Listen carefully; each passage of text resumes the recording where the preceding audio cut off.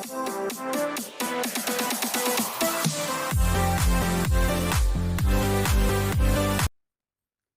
friends, welcome back to my YouTube channel Let's Crack with Ritu. I am Ritu Sharma. Friends, William Shakespeare की comedies को discuss करने की series में आज हम उन शेक्सपियर की नेक्स्ट कॉमेडी को डिस्कस करने वाले हैं जिसका नाम है टू जेंटलमैन ऑफ वेरोना। इससे पहले हमने विलियम शेक्सपियर के बायोग्राफी और उनकी टू अर्ली कॉमेडीज़ को हम डिस्कस कर चुके हैं पहले की क्लासेस में। अगर आप चैनल पर नए हैं तो आप शेक्सपियर से रिलेटेड जो भी कंटेंट पढ़ाया गया है अभी तक उसको मेरे चैनल पर देख सकते हैं, वीडियोस अपलोडेड है। आज की वीडियो जो है, आज की जो क्लास है वो टू जेंटलमैन ऑफ वेरोना पर डिपेंड करेगी, पर हम डिस्कस करने वाले हैं। इससे पहले हमने comedy of errors and the taming of the श्रू को हम डिस्कस कर चुके हैं। ये जो कॉमेडीज मैंने अभी तक पढ़ाई हैं ये भी शेक्सपियर के अर्ली एक्सपेरिमेंटेशन के पीरियड से बिलोंग करती है, और ये जो कॉमेडी आज हम डिस्कस करने वाले हैं ये भी उनके अर्ली एक्सपेरिमेंटेशन के पीरियड से ही बिलोंग करती है। तो डिस्कस करते हैं टू जेंटलमैन ऑफ वेरोना को। टू जेंटलमैन ऑफ वेरोना जो है ये कंपोज की गई थी 1590 91 में। इसको फर्स्ट परफॉर्म किया गया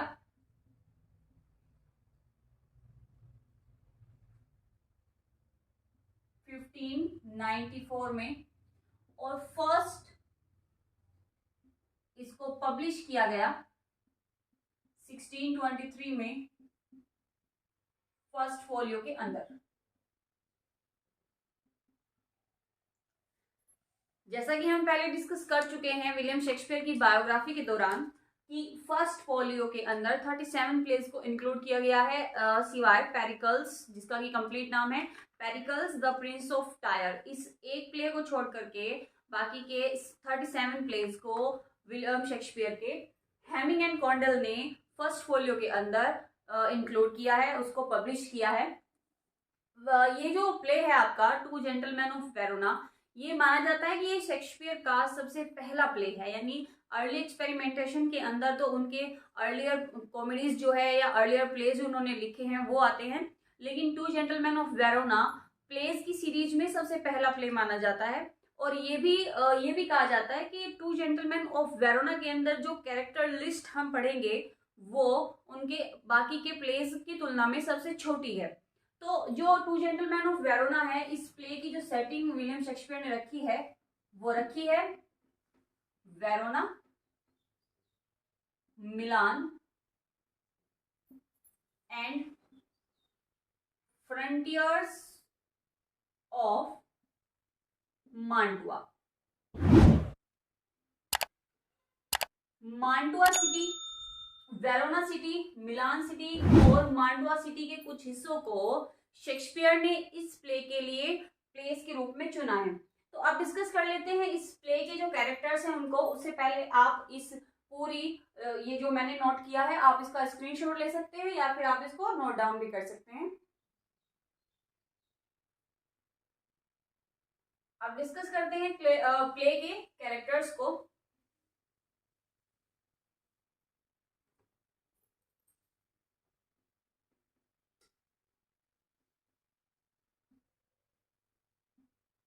सबसे पहले प्रोटियस एंड वैलेंटाइन। प्रोटियस और वैलेंटाइन ये दो पर्सन हैं टू जेंटलमैन ऑफ वेरोना। इनके नाम पर इस प्ले का जो टाइटल है वो रखा गया है।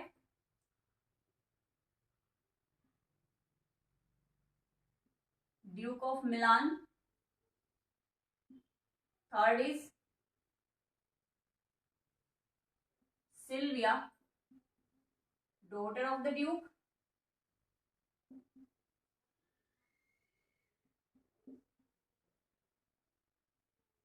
And lover of Valentine. Fourth Julia,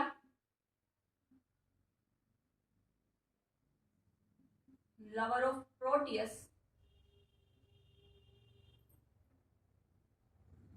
Sebastian,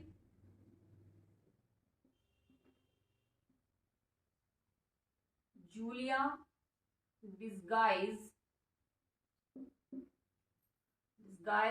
as page boy, Lucetta, Julia's maid, Speed,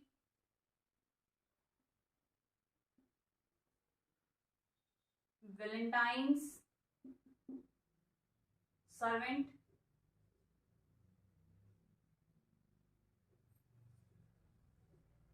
Sir Eglamour, a courtier.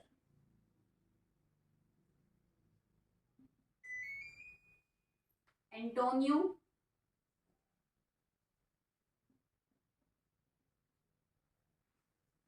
father of Proteus. तो ये कुछ कैरेक्टर्स हैं प्ले के जिनके इर्द गिर्द पूरी कहानी घूमती है। तो शुरू करते हैं प्ले को। प्ले की जो कहानी है वो शुरू होती है वेरोना सिटी से। वेरोना सिटी में ये दो, मैंने बताया, प्रोटियस एंड वेलेंटाइन, जिनके इन दोनों के नाम पर ही प्ले का पूरा नाम रखा गया है, टाइटल रखा गया है। तो प्रोटियस और वेलेंटाइन जो है वो वेरोना सिटी के रहने वाले हैं और दोनों काफी क्लोज फ्रेंड हैं। प्रोटियस जो है वो जूलिया नाम की एक लड़की है, उससे प्यार करता है, जो कि वेरोना में ही रहती है। अब प्रोटियस और वेलेंटाइन ये दोनों बातचीत कर रहे हैं आपस में।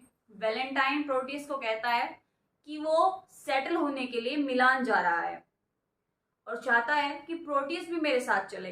वेलेंटाइन चाहता है कि प्रोटियस भी उसके साथ चले मिलान में, ताकि हम दोनों साथ रहे और साथ ही सेटल हो जाएं। लेकिन प्रोटियस जो है वो मना कर देता है कि नहीं, मैं नहीं जा रहा हूँ। कारण उसने वेलेंटाइन को बता रखा है कि वो जूलिया नाम की लड़की से प्यार करता है और जिसकी वजह से वो वेरोना को नहीं छोड़ना चाहता। अब वेलेंटाइन जो है वो उससे बहुत डिस्कशन करता है, काफ़ी उसको कोशिश करता है कि किसी तरह प्रोटियस मिलान जाने के लिए हाँ कर दे, लेकिन प्रोटियस नहीं मानता। तो वेलेंटाइन निराश होकर अकेला ही मिलान सिटी के लिए सेट आउट करता है, अपनी जो ट्रैवलिंग है उसको शुरू करता है। अब ये जो प्रोटियस है ये जूलिया को पसंद करता है, उसके पास लव लेटर भिजवाता है और जूलिया के पास जो लव लेटर जाता है वो उसकी मेड के थ्रू जूलिया तक पहुंचता है, लेकिन उसकी मेड यानी लुशेटा को वो वेलेंटाइन का सर्वेंट जिसका नाम है स्पीड वो पहुंचाता है। यानी प्रोटियस का जो लेटर है, प्रोटियस का लेटर लेकर के जाता है स्पीड और स्पीड जाकर के देता है लुशेटा को और लुशेटा पहुंचाती है जूलिया तक। तो इस तरह से प्रोटियस का लेटर जूलिया तक पहुंचता है। पूछने पर जूलिया को उसकी मेड लुशेटा बताती है कि मुझ तक ये जो लेटर है ये स्पीड ने पहुंचाया है। जूलिया जो सबके सामने प्रोटियस के लिए अपने प्यार को नकारती है, डिनाई करती है कि नहीं, वो प्रोटियस को पसंद नहीं करती, अकेले में वो चाहती है कि वो प्रोटियस से मिले, उससे बात करे। जब लुशेटा प्रोटियस का लव लेटर लेकर के जूलिया के सामने पहुंचती है तो जूलिया नाराज होने का नाटक करती है और कहती है कि ये जो लेटर है इसको फाड़ दो, इसको फाड़ कर फेंक दो। और उसको जो लुशेटा जो उसकी मेड है उसको भी धमका करके वहां से भेज देती है। अब जूलिया जिसने कि वो प्रोटियस का भेजा हुआ लेटर फाड़ कर फेंक दिया, वो लुशेटा के जाने के बाद उस लेटर के टुकड़ों को इकट्ठा करती है और कोशिश करती है पढ़ने की कि प्रोटियस ने उसमें उसके लिए क्या लिख करके भेजा है, लेकिन नाकाम रहती है। कुछ टाइम बीतने के बाद आफ्टर सम टाइम एंटोनियो जो वेलेंटाइन जो है वो मिलान में जाकर के सेटल हो चुका है ड्यूक ऑफ मिलान के कोर्ट में। और ये जो प्रोटियस है ये जूलिया का एक लव लेटर बैठ करके पढ़ रहा है, जिसको कि उसके फादर जिनका नाम है एंटोनियो पढ़ते हुए देख लेते हैं। तो एंटोनियो प्रोटियस से सवाल करते हैं कि तुम क्या कर रहे हो, क्या पढ़ रहे हो। तो प्रोटियस अपना बचाव करते हुए कहता है कि मैं एक लेटर पढ़ रहा हूँ जो मुझे वेलेंटाइन ने भेजा है मिलान से, और कह रहा है कि वो ठीक है और वहां पर सेटल हो गया है। हालांकि वो पढ़ रहा होता है जूलिया का लेटर, लेकिन खुद को बचाने के लिए झूठ बोल देता है अपने फादर से कि मैं तो वैलेंटाइन का लेटर पढ़ रहा हूँ। अब जब एंटोनियो यानी प्रोटियस के फादर को पता चलता है कि वैलेंटाइन सेटल हो गया, तो वो अपने बेटे से कहते हैं प्रोटियस से कि तुम भी मिलान जाओ और जाकर के तुम भी वहाँ सेटल हो जाओ एंटोनियो वैलेंटाइन के जैसे ही। अब प्रोटियस अपने फादर को मना नहीं कर पाते और वो सबसे पहले जाकर के जूलिया से मिलते हैं। जूलिया से जब मिलता है तो वो जूलिया प्रोटियस जब बिछड़ रहे होते हैं तो जूलिया अपनी रिंग प्रोटियस को और प्रोटियस अपनी रिंग जूलिया को देता है और ये कहता है कि मैं जल्दी वापस आऊंगा, और उससे प्रॉमिस करता है कि वो उसके लिए हमेशा वफादार रहेगा, लॉयल रहेगा इस रिलेशनशिप को लेकर के। यानी मिलान जाने के बाद वो जूलिया के प्रति कंप्लीटली लॉयल रहेगा। अब प्रोटियस जो है वो मिलान के लिए अपनी ट्रेवल शुरू करता है, मिलान पहुंचता है। मिलान पहुंचने के बाद वो मिलता है वैलेंटाइन से। वैलेंटाइन को जब वो देखता है तो उसे पता चलता है कि ड्यूक ऑफ मिलान के कोर्ट में वैलेंटाइन मेन कोर्टियर है, मेन पर्सन है। वहीं पर वो ड्यूक ऑफ मिलान की बेटी है सिल्विया को देखता है। जब वो सिल्विया को देखता है कि at once fall in love with her, वो उसको तुरंत ही पसंद करने लग जाता है। कौन? प्रोटियस। लेकिन उसको बाद में पता चलता है कि वैलेंटाइन भी सिल्विया को पसंद करता है और सिल्विया वैलेंटाइन को पसंद करती है। ये चीज प्रोटियस को पसंद नहीं आती क्योंकि वो चाहता है कि सिल्विया उसको पसंद करे। वो सिल्विया को देखने के बाद तुरंत भूल जाता है कि हाँ वो जूलिया से कुछ प्रॉमिस करके आया हुआ है कि मैं उसके लिए लॉयल रहूंगा। वो जूलिया को एकदम से भूल जाता है सिल्विया को देख करके। अब इसके बाद सिल्विया और वैलेंटाइन जानता है कि सिल्विया के फादर यानी ड्यूक ऑफ मिलान कभी भी सिल्विया की शादी उसके साथ नहीं करेंगे। तो वो प्रोटियस को बताता है कि वो सिल्विया को लेकर के एलोप हो जाएगा मिलान सिटी से।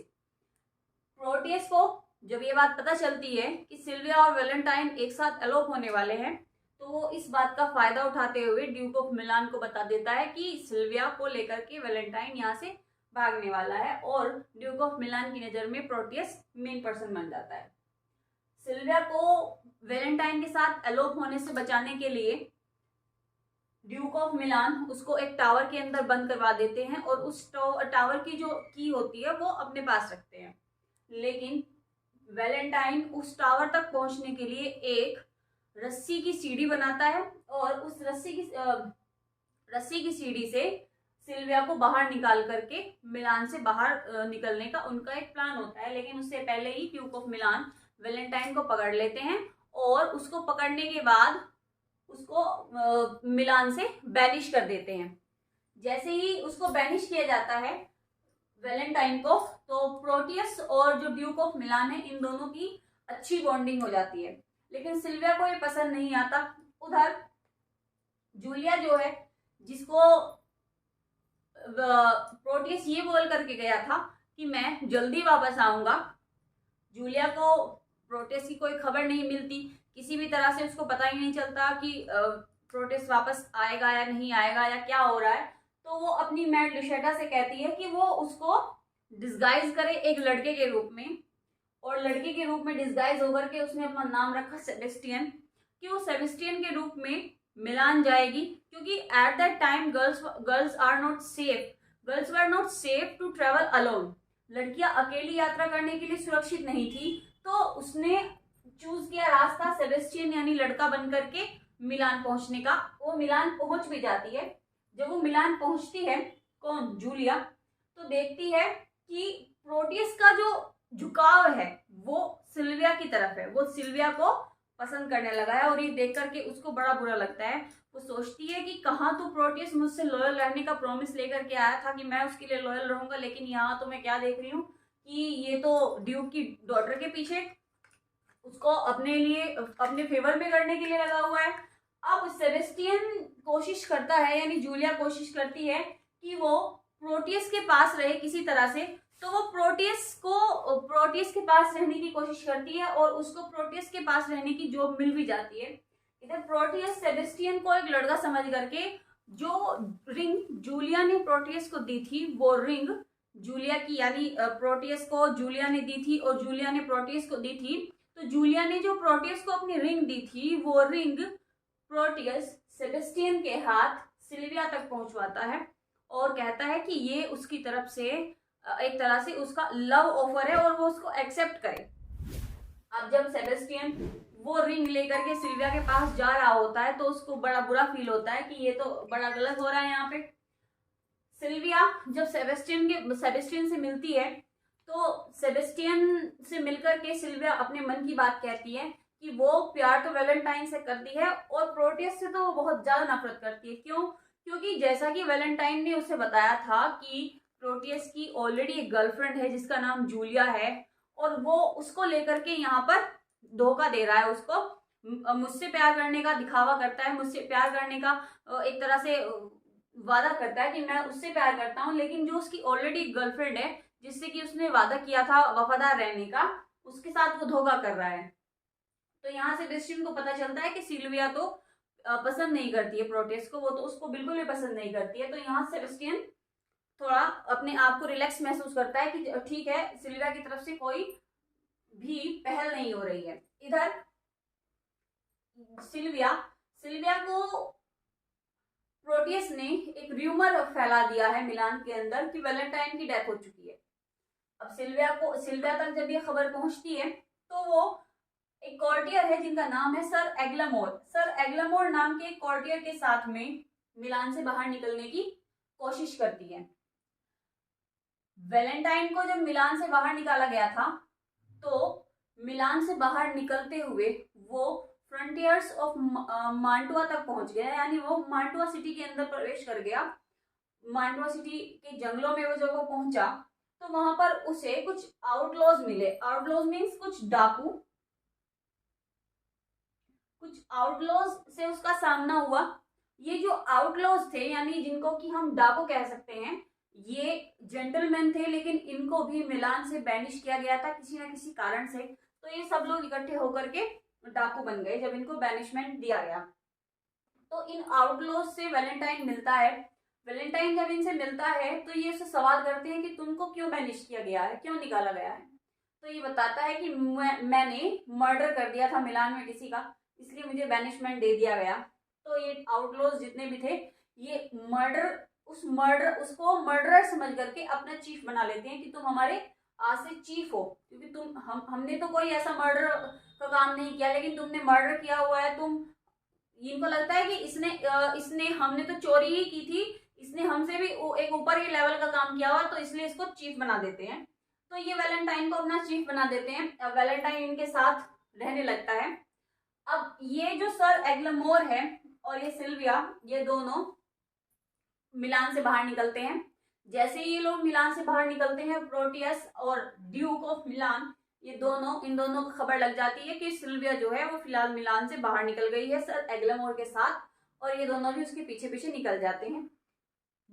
जब प्रोटियस निकलता है तो उसके साथ सेबेस्टियन भी निकलता है, क्योंकि प्रोटियस और सेबेस्टियन के रूप में तो जूलियस के साथ रह रही थी, तो वो नहीं चाहती थी कि वो एक मिनट के लिए भी प्रोटियस को अकेला छोड़े। तो जैसे ही प्रोटियस जाता है तुरंत ही उसके साथ में सेबेस्टियन यानी जूलिया भी चल जाती है। इधर जब सर एग्लामोर और सिल्विया जा रहे होते हैं तो ये आउटलॉज, उस वक्त इनके साथ वैलेंटाइन नहीं होता, तो ये आउटलॉज इनको दोनों को कैप्चर कर लेते हैं। सर एग्लामोर तो इनसे लड़ करके थोड़ी बहुत इनसे अपनी हाथापाई करके सर एग्लामोर तो वहां से भाग जाते हैं, लेकिन सिल्विया इनके कैप्टिव में आ जाती है। सिल्विया को ये पकड़ लेते हैं और सिल्विया को पकड़ करके ये अपने चीफ के पास ले जाते हैं। चीफ के पास जब ले जा रहे होते हैं तभी प्रोटियस और ड्यूक ऑफ मिलान जो इनका पीछा कर रहे होते हैं वो वहां पहुंच जाते हैं और सिल्विया को प्रोटियस छुड़ा लेता है। लेकिन प्रोटियस इस समय का फायदा उठाते हुए, क्योंकि ड्यूक ऑफ मिलान को तो जो अदर आउटलॉज थे उन्होंने पकड़ लिया, प्रोटियस सिल्विया को बचा करके ले गया, लेकिन प्रोटियस इस टाइम का फायदा उठाता है और कोशिश करता है सिल्विया के साथ जबरदस्ती करने की। लेकिन तभी वहां वैलेंटाइन पहुंच जाता है और वैलेंटाइन जब वहां पहुंच जाता है तो वो सिल्विया को प्रोटियस से बचा लेता है। प्रोटियस के साथ साथ जूलिया वहां पर चल रही होती है। जूलिया जो है वो प्रोटियस और वैलेंटाइन की बातें सुनती है, क्योंकि वैलेंटाइन प्रोटियस को बहुत बुरा भला कहता है, क्योंकि वो सिल्विया को कोशिश कर रहा था मोलेस्ट करने की और वैलेंटाइन उसको कहता है कि तुम जूलिया को धोखा दे रहे हो, जूलिया के साथ चीट कर रहे हो। तो ये सब बातें जूलिया जो है वो सुन लेती है, और जब वो सुनती है तो वो बेहोश होकर के गिर जाती है।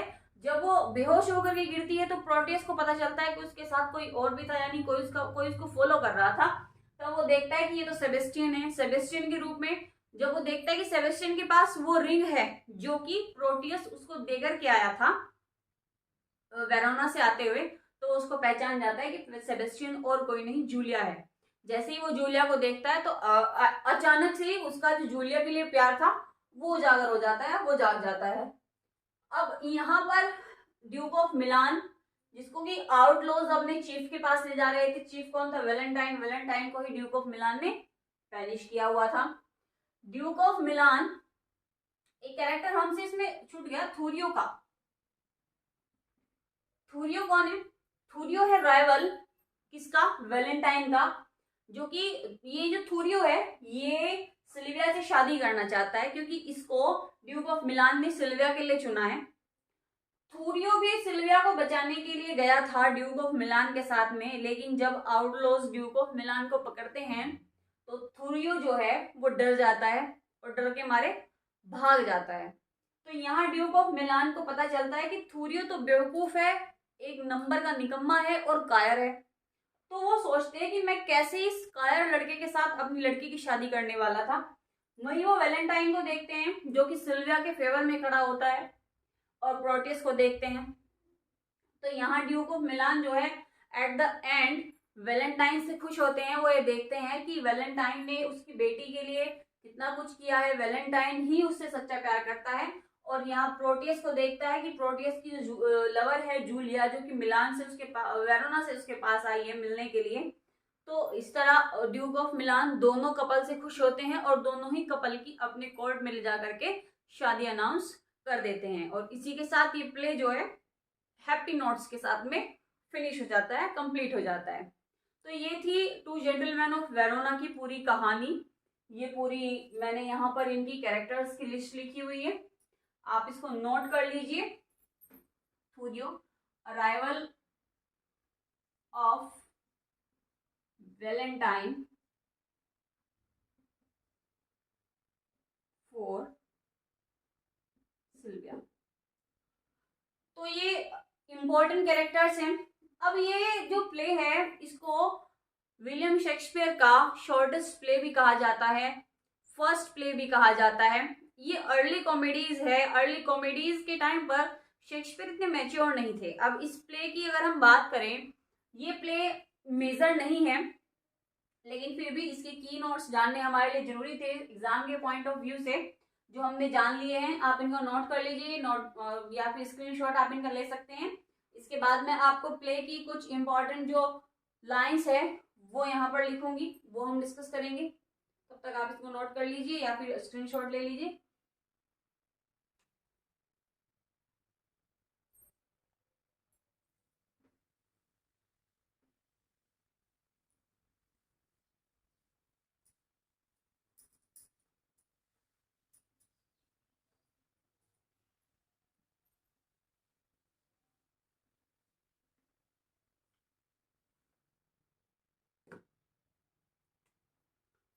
देखिए इस प्ले की जो थीम है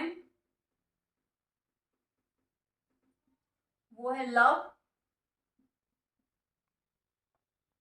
friendship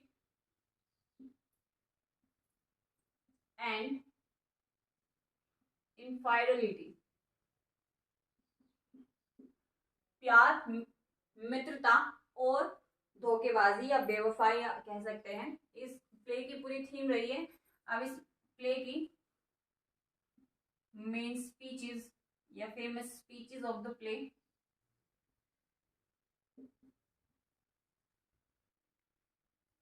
famous speeches of the play: love is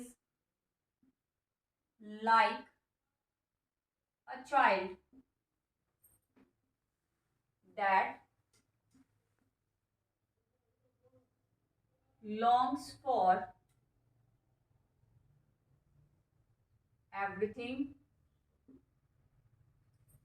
he come by.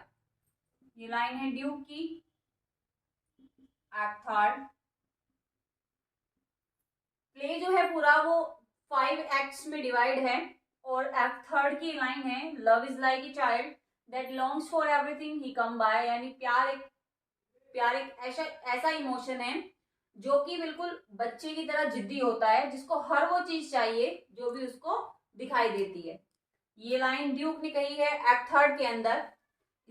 Next, that man hath a tongue, I say, is no man if with his tongue